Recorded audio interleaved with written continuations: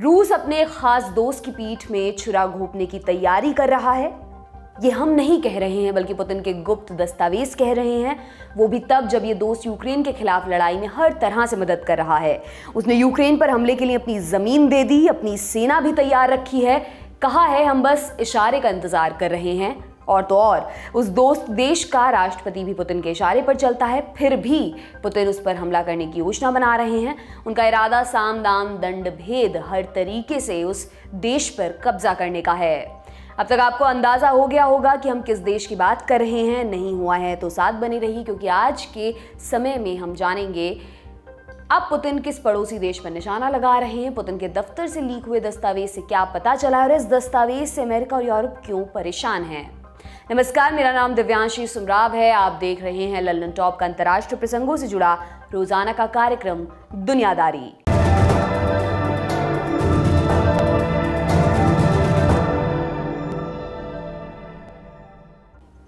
सबसे पहले इस नक्शे को देखिए। ये रूस की पश्चिमी सीमा है। इस बॉर्डर पर आपको कुछ देश नजर आ रहे होंगे। ऊपर की तरफ फिनलैंड है, स्वीडन है। जैसे जैसे आप नीचे चलते हैं आपको पहले एस्टोनिया, लातविया, लिथुआनिया दिखाई देते हैं। उसके बाद आते हैं बेलारूस और यूक्रेन। फिनलैंड और स्वीडन हमेशा से पश्चिमी देशों के दोस्त रहे हैं। ये दोनों यूरोपियन यूनियन का हिस्सा हैं। हाल ही में दोनों देशों ने नेटो की सदस्यता के लिए अप्लाई किया है। एस्टोनिया, लातविया और लिथुआनिया एक समय सोवियत संघ का हिस्सा थे। सोवियत संघ के विघटन के बाद तीनों देश आज़ाद हो गए। बाद में तीनों एक साथ ईयू और नेटो का हिस्सा बन गए। वे उस समय हिस्सा बने जब रूस उतना ताकतवर नहीं था। यूक्रेन ने नेटो और ईयू की मेंबरशिप लेने की कोशिश की। रूस ने उन्हें धमकाया, फिर हमला कर दिया। अब हमले को एक बरस पूरा हो रहा है। यूक्रेन ने दोनों संगठनों की सदस्यता का ख्याल लगभग छोड़ दिया है। हमने अभी जिन जिन देशों का नाम आपको बताया उनके रूस के साथ दोस्ताना संबंध नहीं है। वे या तो रूस के विरोधी धड़े का हिस्सा हैं या उनकी तरफ झुकाव रखते हैं। मतलब ये कि रूस की पश्चिमी सीमा दुश्मनों से घिरी हुई है। इन सबके बीच एक देश अपवाद बनकर सामने आता है और वो देश है बेलारूस।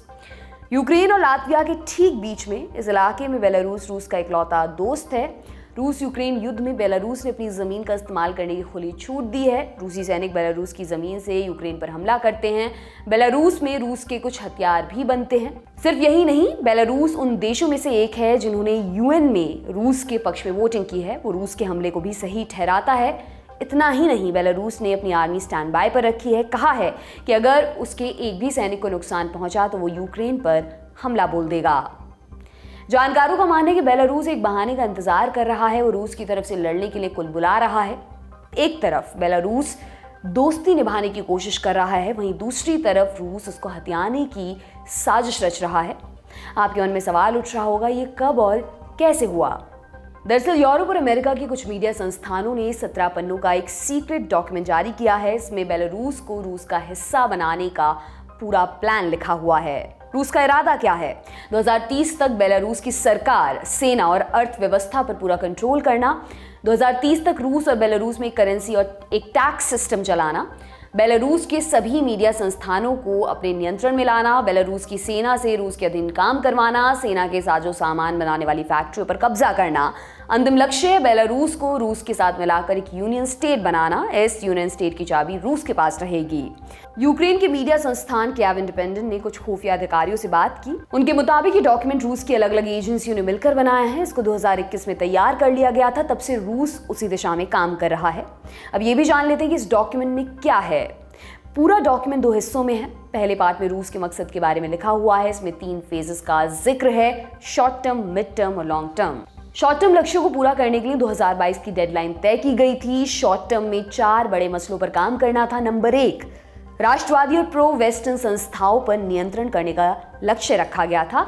लॉ ट्रेंड नामक मानवाधिकार संगठन की एक रिपोर्ट के अनुसार दिसंबर 2022 तक बेलारूस में लगभग 1200 स्वतंत्र संगठनों पर ताला लगाया जा चुका था। इसके बरक्स प्रो रशियन संस्थाओं की संख्या बढ़ रही है। नंबर 2, रूस ने बेलारूस के संविधान को अपने हिसाब से बदलवाने का लक्ष्य रखा था। फरवरी 2022 में विरोध के बावजूद लुकाशेंको सरकार ने संविधान में संशोधन किए। तीसरा शॉर्ट टर्म गोल रूसी सेना को बेलारूस में एंट्री दिलाने का था। ये लक्ष्य भी पूरा हो चुका है। 24 फरवरी 2022 को जब पुतिन ने हमले का आदेश दिया, उस समय 2 मेन रास्तों से धावा बोला गया था। एक तो यूक्रेन के पूर्व में लुहांस्क और दोनेस्क से, दूसरा रूट बेलारूस का था। उस रास्ते से रशियन आर्मी चेर्नोबिल तक पहुंची थी। बाद में उन्हें पीछे हटना पड़ा। हालांकि रूसी सैनिक बेलारूस से नहीं हटे, वे अभी भी वहां से यूक्रेन पर हवाई हमले कर रहे हैं। नंबर 4, रूसी कंपनियों को बेलारूस में अनलिमिटेड एक्सेस देना। इसके लिए बेलारूस के राष्ट्रपति अलेक्जेंडर लुकाशेंको ने आधिकारिक आदेश जारी किया था। 2022 में दोनों देशों के बीच व्यापार 4 लाख करोड़ रुपए के पार पहुंच गया। 2021 में यह आंकड़ा 1.5 लाख करोड़ से भी कम का था। यूक्रेन वॉर के बाद पश्चिमी देशों ने रूस के साथ साथ बेलारूस पर भी आर्थिक प्रतिबंध लगाए। तब से रूस उसका सबसे बड़ा पार्टनर बनकर उभरा है। इस दोस्ती ने बेलारूस को काफी नुकसान भी पहुंचाया है, मगर वो ये जोखिम लेने के लिए तैयार है। ये तो हो गए short term goals. Mid term में रूस क्या चाहता है ये भी जानते हैं। मिड टर्म के लिए डेडलाइन 2025 की है। इसमें रूस के 3 बड़े लक्ष्य हैं। नंबर 1, बेलारूस के लोगों के लिए रूस का पासपोर्ट हासिल करना आसान बनाना। नंबर 2, रूसी मीडिया और दूसरे संगठनों का बेलारूस में प्रभाव बढ़ाना। नंबर 3, बेलारूस के न्यूक्लियर प्लांट्स को यूनियन स्टेट के पावर सिस्टम का हिस्सा बनाना। अब लॉन्ग टर्म में तय लक्ष्यों के बारे में भी जान लीजिए। लॉन्ग टर्म के लिए रूस ने 2030 की तारीख तय की है। इसमें क्या क्या लक्ष्य रखे गए हैं? नंबर 1, यूनियन स्टेट का निर्माण पूरा करना। नंबर 2, बॉर्डर और डिफेंस पॉलिसी को यूनिफाई करना। नंबर 3, दोनों देशों की सेनाओं के लिए एक जैसे नियम बनाना। नंबर 4, रूसी भाषा को तरजीह देना और बेलारूस के सूचना तंत्र पर नियंत्रण करना। नंबर 5, सिंगल करेंसी की व्यवस्था लागू करना। नंबर 6, हथियारों की साझा खरीद करना। नंबर 7, बेलारूस के इतिहास को रूस के साथ मिलाना। दावा किया जा रहा है रूस ने इस दिशा में काफी बढ़त बना ली है। बेलारूस के मीडिया तंत्र पर रूस के भोंपुओं का कब्जा है। रूसी संगठनों का दबदबा भी बढ़ा है। बेलारूस के राष्ट्रपति लुकाशेंको 1994 से कुर्सी पर काबिज हैं। उनके ऊपर चुनावों में धांधली करने के आरोप भी लगते रहे हैं। 2020 के राष्ट्रपति चुनाव से पहले उनके खिलाफ जबरदस्त प्रोटेस्ट हुए थे। तब रूस ने ही उन्हें बचाया था और उस समय से लुकाशेंको पुतिन के हाथों की कठपुतली बने हुए हैं।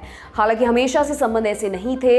एक समय तक पुतिन और लुकाशेंको एक दूसरे के कट्टर विरोधी हुआ करते थे। एक किस्सा जुलाई 2013 का है। पुतिन साइबेरिया में मछली पकड़ने गए हुए थे। यहाँ उन्होंने 21 किलोग्राम की विशालकाय मछली पकड़ी। तस्वीर छपी और खूब सुर्खियां भी बनी। फिर कुछ दिन के बाद बेलारूस के स्टेट टेलीविजन पर एक सरकारी मीटिंग दिखाई गई। उस मीटिंग के बीच में एक व्यक्ति ने अपनी कहानी सुनाई। कहा कि उसने प्रिप्यात नदी से 57 किलो की मछली पकड़ी है। ये दावा करने वाले लुकाशेंको थे। उन्होंने इस कहानी में किसी का नाम तो नहीं लिया, लेकिन सब समझ गए कि उनका इशारा किसकी तरफ था। लुकाशेंको और पुतिन के बीच ऐसी नोकझोंक का मीडिया में आना उन दिनों कोई नई बात नहीं थी। अक्सर दोनों नेता एक दूसरे के खिलाफ खुन्नस निकाला करते थे। 2014 में जब रूस ने क्रीमिया पर कब्जा किया, तब बेलारूस रूस से खफा हो गया था। लुकाशेंको ने रूस की आलोचना की थी। इसके बदले यूरोप ने बेलारूस को खूब सारी छूट दी। फिर 2015 में हुए चुनाव में लुकाशेंको आसानी से जीत गए। अंदर खाने धांधली के आरोप लगे, मगर इस पर यूरोप आंखें मूंदे रहा। अब अगला दाव पुतिन ने चला। रूस ने तेल और नेचुरल गैस की बेलारूस को होने वाली आपूर्ति बंद कर दी। लेकिन समय हमेशा एक सा कब रहता है? साल बदले और दोनों देशों के बीच के रिश्ते भी। यूरोपीय संघ, यूक्रेन और पोलैंड जैसे देशों से कशमकश ने पुतिन और लुकाशेंको को नजदीक ला दिया। बेलारूस की आबादी लगभग 95 लाख है। यहाँ 2 भाषाएं बोली जाती हैं, रूसी और बेलारूसी। हालांकि दिनचर्या में बेलारूसी का इस्तेमाल करने वालों की संख्या कम है। अब आपको बेलारूस का इतिहास बताते हैं। 1918 से पहले बेलारूस नाम का कोई देश अस्तित्व में नहीं था। जिस इलाके में बेलारूस है वो इलाका अलग अलग साम्राज्यों का हिस्सा था। पहले विश्व युद्ध के बाद साम्राज्य टूटे। उसी कड़ी में बेलारूस पहचान को मानने वालों ने आज़ाद मुल्क की घोषणा कर दी। नया नवेला बेलारूस अभी अपने पांव पर खड़ा भी नहीं हुआ था कि लेनिन की रेड आर्मी ने उस पर हमला कर दिया। फिर बेलारूस में कम्युनिस्ट शासन आ गया।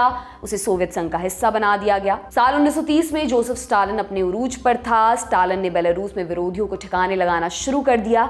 इस अभियान में अकेले बेलारूस में 1 लाख से ज्यादा लोग मारे गए थे और हजारों को लेबर कैंप्स में भेजा गया था। फिर 1939 में दूसरा विश्व युद्ध शुरू हो गया। इस दौरान जर्मनी ने बेलारूस पर कब्जा कर लिया। 1944 आते आते रेड आर्मी ने नाज़ियों को खदेड़ दिया। युद्ध खत्म हुआ। अब बेलारूस पर एक छत्र सोवियत संघ का राज था। 1980 में सोवियत नेता मिखाइल गोर्बाचोव ने उदारीकरण की नीति अपनाई। बेलारूस को अपनी भाषा संस्कृति अपनाने का स्पेस दिया। 1990 में बेलारूसी भाषा देश की आधिकारिक राजभाषा बनी। 1991 में सोवियत संघ का विघटन हो गया। बाकियों की देखा देखी बेलारूस भी आज़ाद हुआ, लेकिन अब देश बेलगाम था, उसे चलाने वाला कोई था ही नहीं। फिर साल 1994 में बेलारूस में पहले चुनाव हुए। बेलारूस में अभी भी सोवियत संघ और रूस से चाहत वाला एलिमेंट जिंदा था। अलेक्जेंडर लुकाशेंको ने इसी को मुद्दा बनाकर चुनाव लड़ा, वो जीत गए। लुकाशेंको चुनाव जीत गए, इसके बाद तो उनकी जीत परंपरा बनकर रह गई। लुकाशेंको हर तिगड़म अपनाकर चुनाव जीतते रहे। रूस का हित लुकाशेंको से पूरा हो रहा था, इसलिए उसने अपना समर्थन जारी रखा। उस वक्त ये आरोप भी लगे कि रूस लुकाशेंको को जिताने के लिए चुनाव प्रभावित कर रहा है। पश्चिमी देशों ने इसकी आलोचना की। ईयू समेत कई देशों ने लुकाशेंको और उनके मंत्रियों पर प्रतिबंध लगाए। वहीं दूसरी तरफ बेलारूस का पक्का यार माने रूस अब उससे खफा रहने लगा था, क्योंकि बेलारूस रूस से खरीदी गैस का पैसा नहीं चुका पा रहा था। पैसा ना मिलने की वजह से रूस ने भी कह दिया कि हम बेलारूस को गैस की सप्लाई आधी कर देंगे। दोनों देशों के बीच नोकझोंक होने लगी। 2010 के चुनाव में लुकाशेंको फिर से जीते, मगर बिना रूस के समर्थन के। और फिर आया 2014 का साल। नेटो ने बाल्टिक देशों में अपनी सेना बढ़ा दी। इससे बेलारूस को खतरा पैदा हुआ। इसी खतरे के चलते उसने रूस से मदद की गुहार लगाई। कुछ समय बाद रूस ने क्रीमिया पर कब्जा कर लिया। तब बेलारूस ने पलटी मार ली और रूस की निंदा करते हुए यूरोप के खेमे में शामिल हुआ। इससे रूस और ज्यादा तिलमिला गया, मगर यूरोप और बेलारूस की दोस्ती लंबी नहीं चल पाई। खटपट हुई तो पश्चिमी देशों ने बेलारूस पर प्रतिबंध बढ़ा दिए। इस बार लुकाशेंको को समझ आया कि पश्चिमी दुनिया से उसकी ज्यादा दिनों तक बन नहीं पाएगी, इसलिए रूस से दोस्ती रखने में ही समझदारी है। दोनों देशों के बीच फिर से रिश्ते सामान्य होने लगे। भले ही रूस ऊपरी तौर पर बेलारूस को दोस्त का दर्जा दे रहा था, मगर भीतर खाने में वो उसकी लंका लगाने में जुटा था। लीक डॉक्यूमेंट के मुताबिक रूस पहले बेस तैयार करना चाहता था, उसके बाद जरूरत पड़ने पर वो सेना उतारने के लिए भी तैयार था, और ये सब कुछ चुपके चुपके होना था। दस्तावेज सामने आने के बाद इस प्लान के भविष्य पर सवालिया निशान लग गए हैं। फिलहाल हम समझ लेते हैं कि रूस का बेलारूस में क्या लालच है। Number 1, Soviet connection. बेलारूस लंबे समय तक सोवियत संघ का हिस्सा रहा है। अलग होने के बावजूद वहाँ की एक बड़ी आबादी रूस का समर्थन करती है। कई ग्रुप्स हैं जो रूस को अपने ओरिजिन से जोड़कर देखते हैं। Number 2, buffer zone. बेलारूस की सीमा नेटो के 3 देशों से लगती है। ये हैं लातविया, लिथुआनिया और पोलैंड।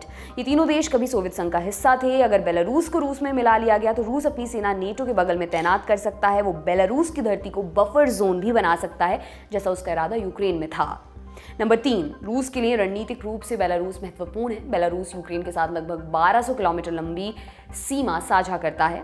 नंबर 4, प्राकृतिक संसाधन और नोवोरशिया। रूस की नज़र बेलारूस के प्राकृतिक संसाधनों पर भी है। इसके अलावा पुतिन जिस नए रूस का सपना देख रहे हैं, उसमें सोवियत संघ के सभी देश शामिल हैं। मौजूदा स्थिति में अधिकतर देश रूस से छिटक चुके हैं। बेलारूस इकलौता ऐसा देश बचा है जहां पुतिन अपनी मर्जी चला सकते हैं। इस डॉक्यूमेंट पर रूस या बेलारूस का कोई आधिकारिक बयान नहीं आया है। हालांकि इसने यूरोप और अमेरिका में खलबली जरूर पैदा कर दी है। हालांकि उससे पहले सबसे बड़ा सवाल ये उठ रहा है कि क्या लुकाशेंको अपनी संप्रभुता खोने के लिए तैयार है। इस मामले पर हमारी नजर बनी रहेगी। आज के दुनियादारी में बस इतना ही। जाते जाते एक जरूरी जानकारी। लल्लन टॉप का daily sports bulletin sports top शुरू हो चुका है। दिन भर के खेलों की हर जरूरी खबर सोमवार से शुक्रवार रात 10 बजे सिर्फ लल्लन टॉप पर देखिए, और अपनी राय देना बिल्कुल मत भूलिए ताकि बेहतरी की गुंजाइश कायम रहे। शुक्रिया, शुभ रात्रि। सिर्फ 59 रुपए महीने में पाइए YouTube पर LT प्रीमियम। किसी भी प्लेटफॉर्म से 3 दिन पहले देखिए हमारे प्रीमियम प्रोग्राम जैसे guest in the news room, किताब वाला आदि। इसके अलावा बहुत कुछ। सब्सक्राइब करने के लिए लल्लन टॉप के YouTube चैनल पर जाकर क्लिक करें ज्वाइन बटन।